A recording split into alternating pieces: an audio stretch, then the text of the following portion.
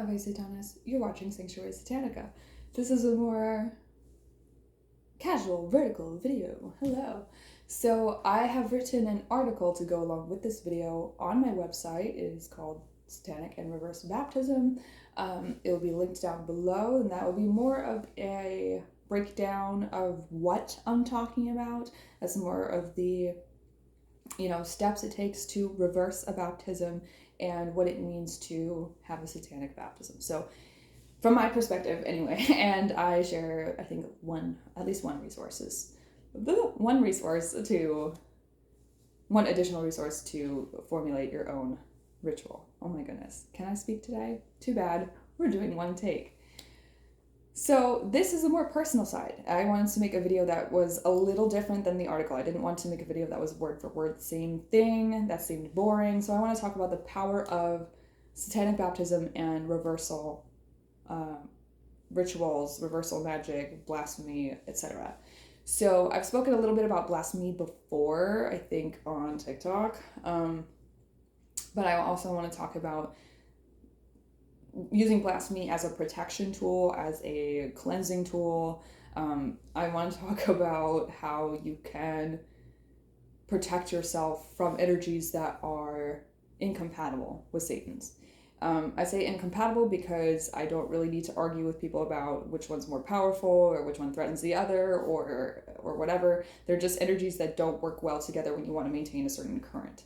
So that's what I'll keep it as. I have my own opinions, obviously, and I'm very disgusted with certain vibrations, don't get me wrong, but we don't need to go into a whole rant about that. This is about Satan, this channel is about Satan, and my devotion to him, and the demons, and Lilith. I have no reason to focus on anyone else. So, that being said, if you have been baptized in a religion previously before devoting yourself to Satan, whether you identify as a Satanist, a Luciferian, etc., you're going to want to remove that, especially if it's from the right-hand path. You're going to want to remove these previous commitments, contracts, baptisms, etc. The ways in which you do that will vary because although many of us may be familiar with reversing a Catholic baptism in some regard, some of us may have had commitments made to other religions. So going through the steps of removing all of those in one ritual might be more complicated than others. So it depends on your personal needs. You also do not need to do a reverse baptism just about religion. You can do it about various other things. I remember seeing someone on YouTube, if I can find her video, I will link it, but she's transgender, and she, in her reverse baptism, burned her masculine clothing. So, that was part of her, renouncing one way of life and adopting a new one. And that's essentially what a reverse baptism is. So I don't feel like it has to necessarily be satanic always. To me, the satanic aspect is devoting to Satan in place of the previous path. Now, I've gone over in the article the things you want to be prepared for before devoting to Satan, so I recommend checking that out before you just jump into a ritual. I'm going to talk about how that has benefited me and what that has looked like for me, because this is my channel. It's a little more personal over here. This video will also be embedded in the article, so if you change it up and you want to watch both, they'll be in the same place, so it's okay. For me, I was baptized as a child. I think I've mentioned this before, probably too many times. I was baptized as a child, and the weird thing about that was it was under the Catholic Church, and neither of my parents were practicing Catholics. I don't remember if they got married at a Catholic church or not. Both sets of grandparents came from Catholic backgrounds, but my parents did not like the church, did not want anything to do with the church. They each had their own way of leaving the church, and I grew up with divorced parents, so they had different ways of moving on from that. Some were improvements and some were not. So, and it's kind of weird, I'll never really know the full circumstances behind why I, out of all the children, had a Catholic baptism. Very bizarre, but my family's not very honest with me about many things, so I don't bother asking. Therefore, it's something I never consented to, it's something I never wanted. It was much easier for me to remove it. If you were someone who chose to have some kind of baptism in a previous religion, and I say baptism to mean a variety of dedication rituals. If you had some sort of dedication ritual in a previous religion that you liked practicing in the past, like for example, my dedications under Wicca were harder for me to let go, because there was something I did choose and something I wanted to do in the moment. And so letting go of these things can be difficult when you move on to Satan's path, but a lot of the time it is necessary. Particularly when it comes to factions of Christianity and any other Abrahamic belief. I would say it's absolutely necessary to remove that first. Whereas something like Wicca, ask Satan about it. Ask Satan about it if that's necessary to remove or not, or you will already know in your heart. So, if you're unsure about something, you could ask me, or you could ask Marie Ravensall, or you could ask, Alistair Doctor or anybody, but I highly advise you just ask Satan, period. So, every time, regardless of whatever I say or any other Satanist says, you should go to Satan first. And you should form your opinion. He should have the first and last word on it. That's just what I think. So you can get second opinions, you can check out what others say to say and get confirmation, but don't use what someone else says as your path, is what I would advise.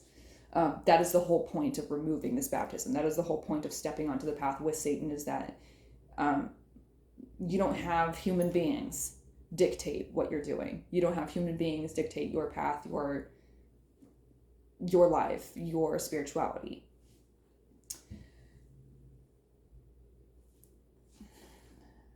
As for what I felt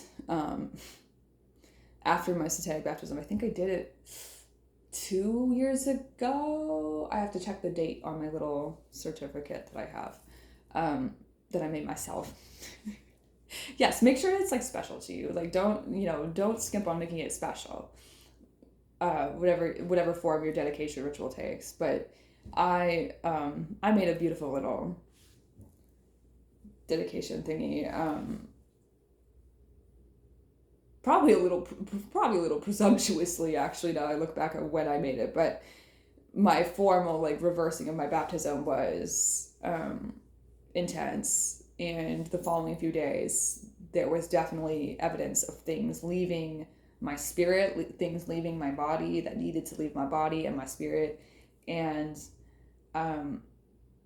making more room for Satan and his legion to be present with me in my life. I keep flipping Asmodeus.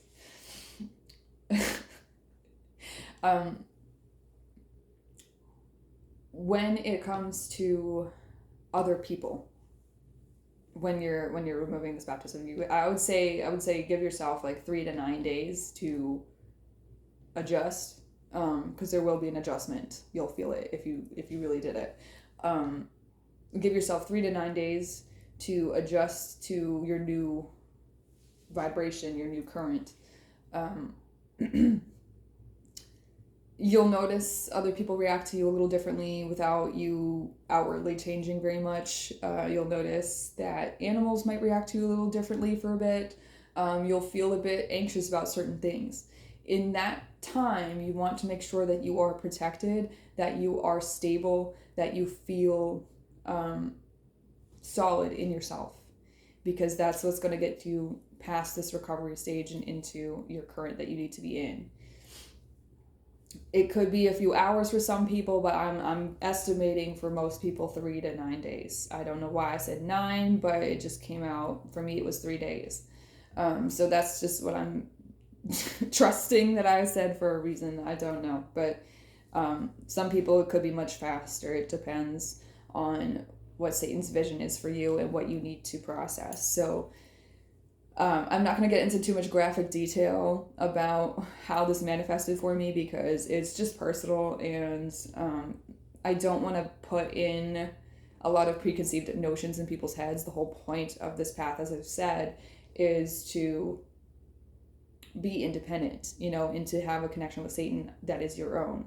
So I'm not really going to do that, because there's so many people online right now really desperate for a playbook. and really desperate for a whole new Bible and a whole new church, essentially. And I'm not here providing that. I am sticking to what Satan's vision is for my content. Satan's vision is for my message.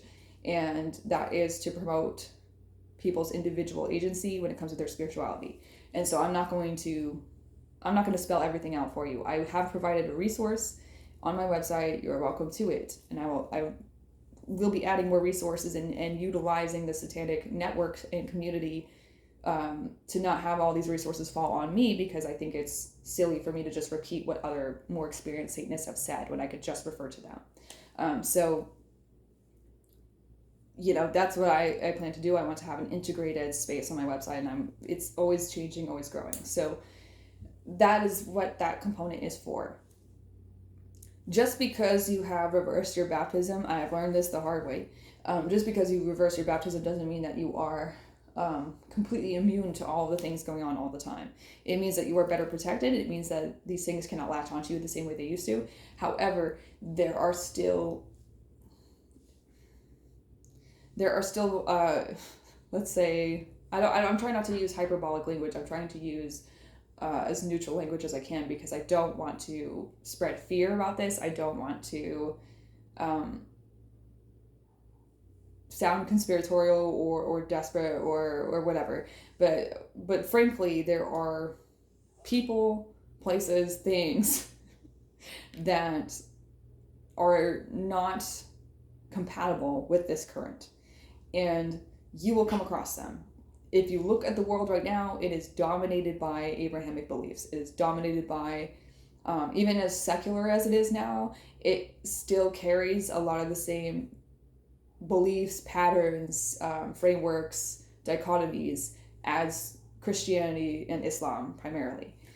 So being conscious of that and coming across that in real life, you have to have a plan, or I recommend having a plan about how you're going to deal with it. This is a reality I've had to face a few times, and be really honest with myself about how I'm going to deal with it, because it's something that's not going to go away. And I'm in probably one of the safest places for someone like me to be living.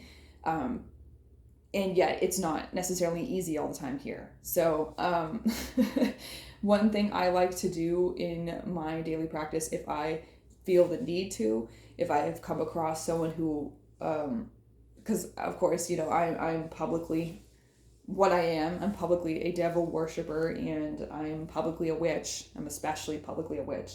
I come across people that want to convert me. I've come across people who have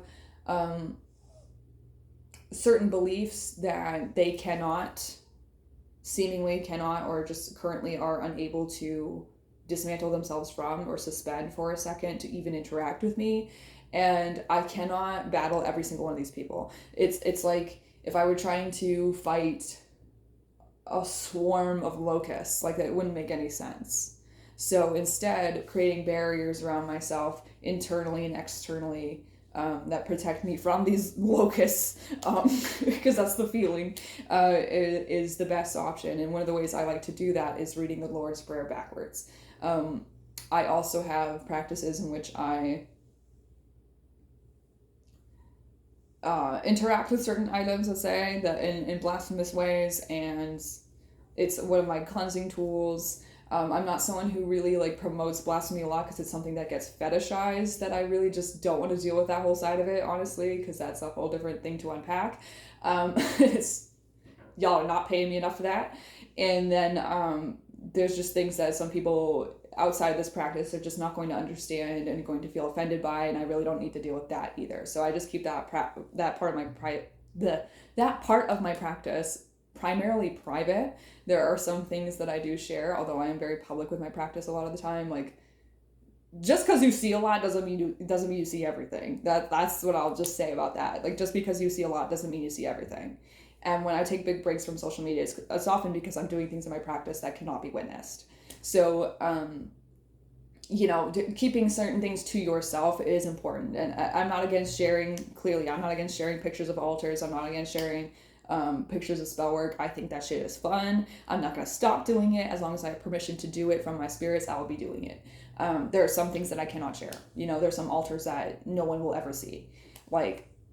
And that's important. I think that's important to any spiritual practice, that you have certain things left over for yourself, especially on this path. So make sure that you maintain your personal privacy in some ways. Give yourself that space, whether it's just in spiritual form, but also I would give yourself that space in physical form as well. You know, if you're a creative person, give yourself the time to create in the day, or read, or enjoy something other than a screen, you know, and do a little hobby, whatever, call up a friend. Speak at your altar, light a candle, like do something that has to do with you. I would actually recommend doing something that doesn't have to involve anybody externally, at least like once a day if you can. You know, even for fucking 5 minutes a day. And don't tell me that you can't like find 5 minutes a day or 2 minutes a day to do something. If you're in the bathroom, how much time do you spend in the bathroom? You could do something else in the bathroom. You know what I mean? You could say a prayer in the bathroom. There are some demons that actually really like to be spoken to in the bathroom, Belphegor being one of them. So, you know, certain myths say certain offerings were given to Belphegor. Sorry to be a bit crude, but you know, this is this path. It's not the same as other paths. It doesn't shy away from certain things. However, there are some things that are just not compatible. And of those things, as I've said before, fucking angels. I don't know why that's so controversial to say. It shouldn't be. It's a no-brainer. And it's very weird how no one says to people working with angels that they must work with demons. People only say this to people who work with demons, that they must work with angels. There's a double standard there. You can put the puzzle pieces together, I'm sure, and understand what's going on there. I'm not going to control what people do. I know I'm not going to convince people to come to their senses, but if you are devoted to Satan, please understand that is picking a side. Okay? And don't bother doing any kind of satanic baptism if you are not prepared to pick a side. This is permanent. This is serious. So take your time, you know, don't rush into it. If Satan demands it of you, trust him. You know, he does not choose people wrongly. You know, he knows what he's doing. You have to accept it. That's your part. You have to accept it. If you don't, then you don't. You know, you in the early stages, you have the option. But once you've done it, you've done it. So choose wisely. You know, he doesn't want anyone that doesn't have free will anyway. So know that, you know, this isn't the path of sheep. This isn't the path of people who want to be babied or led. This is a path that takes agency and accountability and an active role. So if you're not prepared to do that, walk away, you know. And I'm not sitting here like I'm the perfect Satanist. I'm fucking not. You know, certain things that I have put off are catching up with me now, and I'm choosing. I wanted to go back to my old pattern of victim mode, but instead I was like, you know, no, we got to take action. And that is part of the accountability part when you step onto this path, is understanding when it's time to take action and what that action needs to be. If you are coming to Satanism from religions other than Christianity, I was never, although I was baptized Catholic, I never practiced Catholicism. I never believed in Christianity. Even when I didn't know other religions existed, I never really believed Christianity. I always was like, what is this about? You know? So the real religion that I converted from, let's say, I began as Wiccan. I steadily just sort of became my own form of pagan, and then was like virtually non-religious, and then came to Satan and sort of came into Satanism from there. So essentially, you know, I was coming from paganism, but I kind of moved away from most standard practices that are considered religiously pagan. I was still like categorically pagan, I suppose, and I still sort of am categorically pagan, but I was more of a witch than any sort of religion. And so I feel like I had a clean slate, but the baptism that I thought had no effect on me, I realized that it did get in the way of my connection with Satan. It was interfering with my ability to function as a devotee and to function as someone who is to wield this magic. And I would highly recommend, if you're someone considering initiating through the Qliphoth to address any previous religious commitments, such as baptism, before doing so. Even if you are not devoting to Satan, I would still recommend removing any previous religious things before going through the Qliphoth. It's just what I recommend. Okay? There are some Diabolists out there that would definitely never go through the Qliphoth simply because of its technical Abrahamic origins, although we could talk about that. We could talk about what's really going on with that. But that's a whole different video. So I wanted to share that personal perspective a little bit. I have been talking for 20 minutes, so I'm going to go. Thank you so much for stopping by and watching this video. If you have time, or if you are seeking a resource on satanic baptism, I highly recommend clicking the link and reading my little article. It's not super long, but I try to provide enough detail to at least give you a jumping off point. You are responsible for you. You should follow, Satan's will for you. My only intention with my content and everything I create is to help you discern what that is. So that's all. I can't tell you who to be. If something doesn't feel right, then don't do it. But yeah. Anyways, thank you for watching. Thank you so much for all of your support. If any of you are looking for opportunities for free spell work from me, I have what I call spell tests that I do on Patreon on the $5 tier. I offer, it's basically when I am coming up with a new spell to offer to the public and I need to test it on new people. I think currently there's one spell that I was going to leave one spot open, but I think someone in my personal life needs it, so that last spot might go to them. But otherwise, there'll be a new ritual that I'll be offering up there, again, for test, or a spell version of a ritual, so because I want there to be two options. And then I'm going to be on the $10 tier, I'm going to be sharing some tea, because it'll be my own solo episode of Swept Under the Broom. Swept Under the Broom is something I do with Jasmine Ambrosia, but I don't know what her schedule's like, and my schedule is insane for October. So I'm going to give a solo episode when I have the time very soon. And I'm also going to provide the recipe for my unholy water. So if you're interested in that, go check out my Patreon. To those of you on my Patreon, thank you so fucking much. I want to give a special shout out to Mauharet Moon. If you are not subscribed to her, you should be. She gifted me this beautiful journal that I've decided to dedicate prayers to Satan in. She also sent me a lot of beautiful gifts that I could go through, and unbox or whatever, or rebox it to unbox it. I was just so excited when I received it that I just opened it all up. But Mauharet Moon makes some beautiful oils. Go check out all of her stuff. She's a great YouTube channel. I'll see y'all next time. Thank you so much for watching, and I have more content coming for you very, very soon. All right, bye-bye now.